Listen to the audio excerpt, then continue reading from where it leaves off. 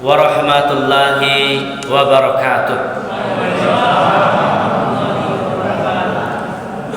Alhamdulillah, alhamdulillahi rabbil alamin, hamdan katsiran tayyiban mubarakan fih, kama yuhibbu rabbuna wa yarda.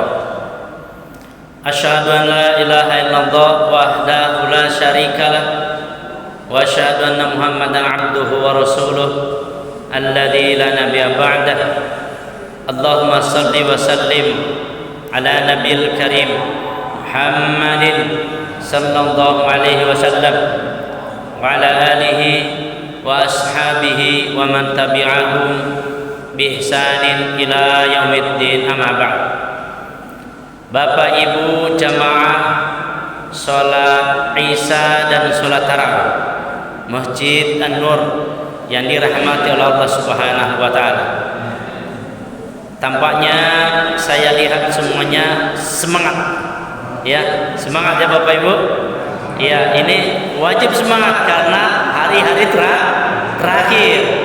Nah, ini babak finalin ya. Sudah masuk grand final kita ini. Jadi kalau yang tadi lewati dahulu masih babak pengisian kan, ternyata banyak gugur ya. Nah, ini yang aslinya nih. Yang babak yang semifinal begini, inilah bapak-bapak, insyaallah semoga Allah Subhanahu wa taala, kita doakan semuanya menjadi penghuni surga, amin. Menjadi kita bagian dari penghuni surga Ar-Rayyan, amin ya Allah. Dan diampuni segala dosa-dosa kita, serta diterima seluruh amal ibadah kita dari awal hingga saat ini, amin. Amin ya rabbal alamin. Bapak Ibu yang dirahmati Allah Subhanahu wa taala, terima kasih banyak kepada pengurus yang sudah memberikan saya kesempatan bisa hadir di sini malam ini. Semoga dengan kehadiran saya ini menambah suasana kebersamaan kita, persaudaraan kita, dan bisa saling bermuajahah di sini dan berbagi sedikit keilmuan. Di kesempatan ini Bapak Ibu rahmatullah subhanahu wa taala, saya akan sedikit menjelaskan kepada kita tentang permasalahan zakat. Ya, ini karena sudah masuk akhir-akhir ya Ramadan kita. Kalau yang tadi di pertengahan Ramadan kita masuk pada fase nuzulul Quran, maka sehingga setiap kita adalah harus senantiasa hingga nanti di akhir Ramadan itu semakin menggiatkan Al-Quran dan membuktikan ketika keluar Ramadan semakin cinta pada Al-Quran. Demikian juga zakat, Bapak Ibu rahmatullah subhanahu wa ta'ala. Demikian juga zakat. Nah, Bapak Ibu rahmatullah subhanahu wa ta'ala, pada masalah zakat ini ya, kita selama ini masih banyak hanya terfokus pada zakat fitrah. Ya, zakat fitrah. Saya rasa kalau zakat fitrah insyaallah semuanya paham dah. Ya, semua paham dan semuanya terkena golongan. Apakah golongan orang yang kaya, pejabat, masyarakat biasa, orang yang sederhana, atau yang di bawah itu. Bahkan Imam Syafi'i menjelaskan anak kita yang terlahir pun terkena dengan zakat fitrah. Nah, bagaimana dengan zakat mal yang saat ini Bapak Ibu masih banyak dilalaikan oleh sebagian umat kita? Ini masalahnya. Padahal kita sudah memiliki amil zakat. Nah, tugas amil zakat itu untuk dapat mengelola, membagi tentang zakat-zakat yang sudah dikumpulkan oleh kaum muslimin yang mereka memiliki finansial tersebut. Allah Subhanahu wa taala tekankan dalam Al-Qur'an dan surat Taubah, "Khudz min amwalihim shadaqatun tutahhiruhum wa tuzakkihim biha wa shalli 'alaihim inna shalawataka sakanun lahum." Khudz, kata khudz di sini adalah perintah kepada orang-orang ambil zakat. Khudz. Jadi kalau seandainya memang ambil zakat itu dia berani memberikan selebaran kepada orang-orang yang memiliki finansial cukup atau memang sudah layak mengeluarkan zakat malnya, maka tidak masalah bagi orang ambil zakat itu memberikan selebaran itu. Tetapi yang paling terpenting adalah ada kesepakatan dengan DKM, dengan RT RW. Berikan selebaran dia, Pak. Bagaimana ini? Ini sudah masa pemberian zakat. Apa mungkin bisa Bapak membayarkan zakat, berkenan membayarkan pada kita di masjid ini, sehingga kita pun bisa membagikan kepada warga yang memang mereka seyogianya menerima zakat mal tersebut. Nah, Bapak Ibu rahmatullah subhanahu wa ta'ala, kalau saya rasa sudah dibentuk seperti begini, ada kesepakatan, saya rasa orang-orang yang memiliki finansial kuat, dia akan terketuk pintu hatinya. Dan layak setiap kita juga Bapak Ibu untuk dapat memberikan pengertian kepada sahabat kerabat kita, sanak famili kita, untuk mereka bisa mempercayakan zakat malnya, menitipkan pada ambil zakat di masjid yang kita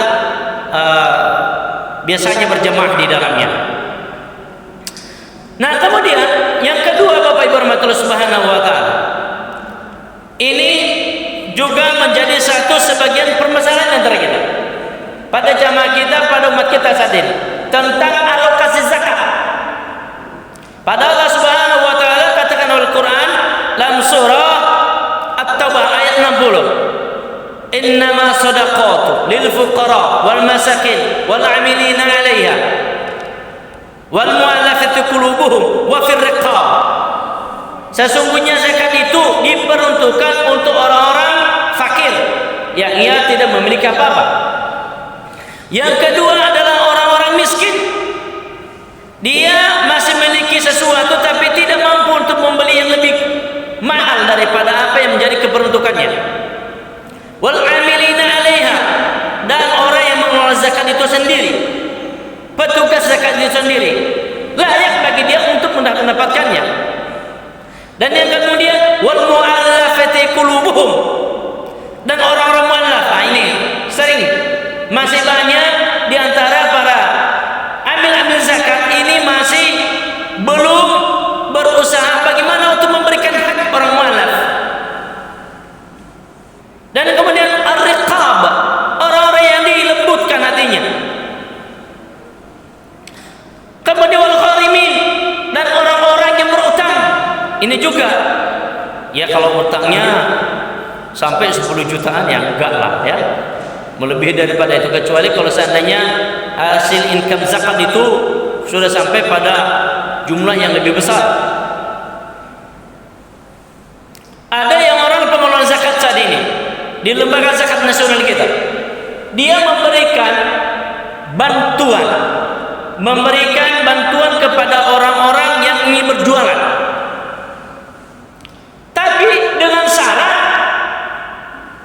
uang yang diberikan jumlah 5 juta atau 3 juta, 7 juta itu harus dikembalikan, dicicil kembali. Ini nggak benar. Kalau memberikan, dia berikan, itu hak dia, sebagai orang miskin, karena wajib kita bantu, tidak perlu dikembalikan. Masalahnya sekarang saya pernah omelin lembaga zakat ketika saya mengajukan sesuatu hal pada keluarga saya. Ini Pak, harus saya kembalikan. Astagfirullahaladzim, ini pengelola zakat yang nasional. Terus itu zakat yang kumpulkan semiliar-miliar sampai 100 miliar, itu buat apa di sana ditumpulkan? Apakah diperuntukkan itu zakat hanya untuk direkturnya, gaji direkturnya, staf-stafnya, sampai ke bawah-bawahnya? Tidak mungkin seperti itu salah. Berarti hanya dia memperuntukkan wa amilina 'alaiha, ini salah kaprah. Kalau seandainya orang para pengelola zakat memberikan sesuatu, berikan saja, jangan ambil lagi. Alasan saya tanyakan sama pengelola zakat nasional itu, saya tidak menyebut lembaganya. Apa alasan Bapak bahwa ini harus kembalikan lagi?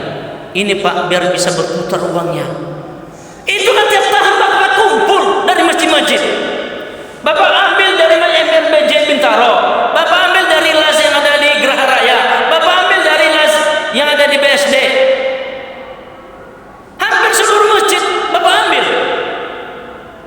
Petugas dari Bapak ambil. ternyata dia nggak bisa menjawab dengan seperti saya sampaikan tadi. Ini orang bapak salah melaksanakan tugasnya. Padahal bapak memiliki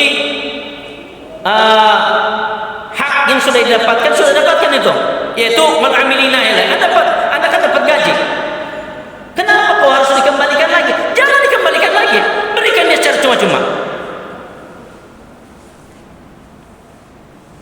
Nah, Bapak Ibu rahmatullah subhanahu wa ta'ala, wa fir riqab wal qarimin, dan orang-orang yang berutang, kemudian wa fi sabilillah, dan orang-orang yang sedang dalam perjalanan. Ini juga umpamanya datang ke masjid kita ini, datang ke tempat lembaga zakat yang Nur umpamanya.